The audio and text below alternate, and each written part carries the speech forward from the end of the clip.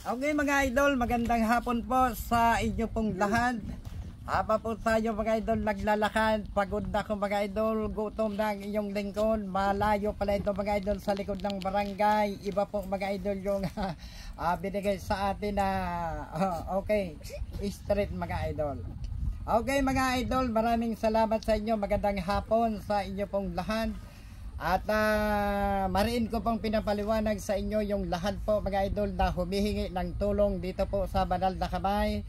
Kailangan po mga idol malinaw mga idol ang address.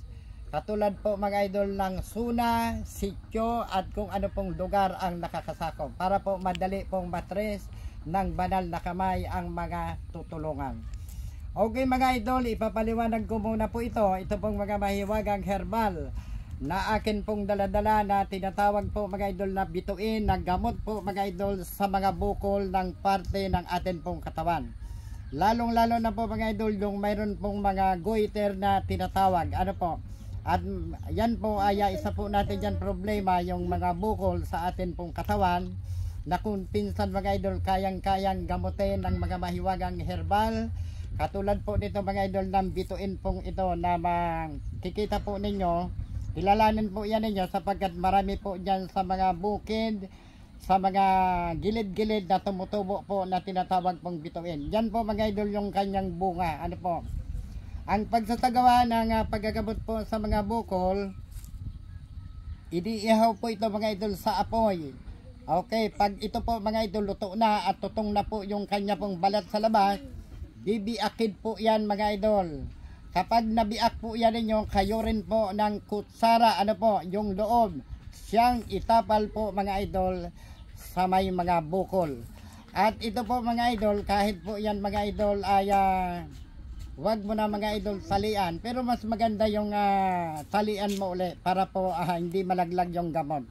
At pagka ano po yan, mamamalayan nyo po yan, utay-utay na po mga idol, lumiliit yung bukol hanggang wala na. At ang dahon po nito mga idol, kung mapapansin po ninyo, ay dinidikdik din po yan mga idol. At pinapainit sa apoy, saka po yan tinatapal doon po mga idol sa may mga goiter. Kung wala po mga idol kayong nakuwang bunga.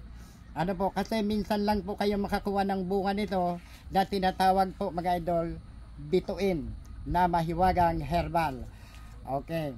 At yan, kikilalanin po yan ninyo sapagkat napakarami po nitong tumutubo dyan sa mga kabundukan, sa mga tabing ilog. Dyan po yan ninyo mga idol matatagpuan ang herbal na bituin. Okay mga idol, dapat po yan mga idol maunawaan po ninyo ang atin pong paliwanag. Kilalanin po yan ninyo mga idol ang bituin. Ayan, at ang kanya pong mga dahon mga idol kasing habig po ng dahon ng talisay. Okay mga idol. Okay mga idol, maraming salamat nga pala kay Oragon TV. Ano po, tumawag siya sa akin at ayan po mga idol, pinagbigay alam po ito po si Tatay Ingo at kay Pap John Ron Velasco, ang general ng mga anghel. Marami pong salamat. At yan po, inassist po ako nila dito para po matukoy natin yung lugar kung saan po ito matatagpuan si Tatay Ingo. Ano po, nakapinya na isa po natin naman na tutulungan. Maraming pong salamat sa lahat ng mga kasamahan ng Banal na Kamay. Ang akin po mga idol na mga kasamahan, binabati ko Jenny Bigata, si Orestes, Caceres Nachon, at si ano po mga idol, si okay, si Alyog TV, at si KJ Motovlog. At binabati ko din mga idol ang general ng Ananag, Antipolo, si Luz de Minda Caceres. Maraming pong salamat sa walang samang pagsusuporta sa Banal na Kamay. At pinapasalamatan ko mga idol ang isang tagapagtanggol ng Banal na Kamay. Thank you po, maraming salamat po si Famous Bisak from Bisaya o kaya Mindanao mga idol. Maraming salamat, thank you po. At sa lahat pa po mga idol na nakapanood po ng video pong ito, okay, nagpapasalamat po ako sa mga followers, sa lahat po mga idol na nakasubaybay dito po mga idol sa Banal na Kamay. Thank you po. At higit po mga idol, nagpapasalamat ako sa inyong lahat Naway mga idol, pagpalain tayo ng atin pong Panginoong Hesus na taga Nazaret. Mga idol, maraming salamat. Huwag natin kakalimutan, lagi tayo mga idol magdasal, lagi tayong tumawag sa Kanya, sapagkat siya lamang ang tangi nating kakampi, siya lamang ang tangi nating tagapagligtas. Wala nang iba pa.